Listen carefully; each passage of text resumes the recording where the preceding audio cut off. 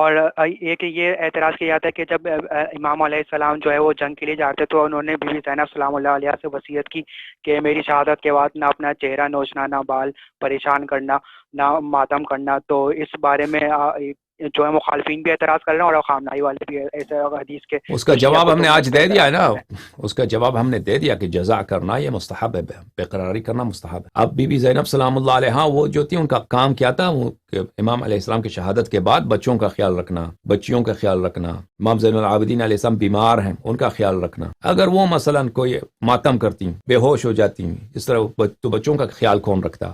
ٹھیک ہے نا، ان کو تسلی دینا کہ اگر وہ بے قرار ہو جائیں، بے قراری میں دم ہی توڑ دیں، اپنی بہن کو تسلی دیا ہے، وہ الگ بات، وہ ان کے لیے ہے، وہ شیعوں کے لیے نہیں ہے. وہ اپنی بہن کے لیے اس خاص حالت میں خود کی شہادت کے بعد بہت سخت حالات پیش آنے، ان سخت حالات میں ماتم کرنے کا تو فرصت ہی نہیں ہے. خیمے جل جائیں گے، صحرا میں بچے پیاس سے مر جائیں گے، ان کی جان بچانا، چھوٹے چھوٹے بچیاں ہیں ان کی جان بچانی ہے انہوں نے. ٹھیک ہے نا، اس کے باوجود حضرت زینب سلام اللہ علیہ نے سر مارا ہے، اپنے محمل سے سر مارا ہے، اپنا سر سخون نکال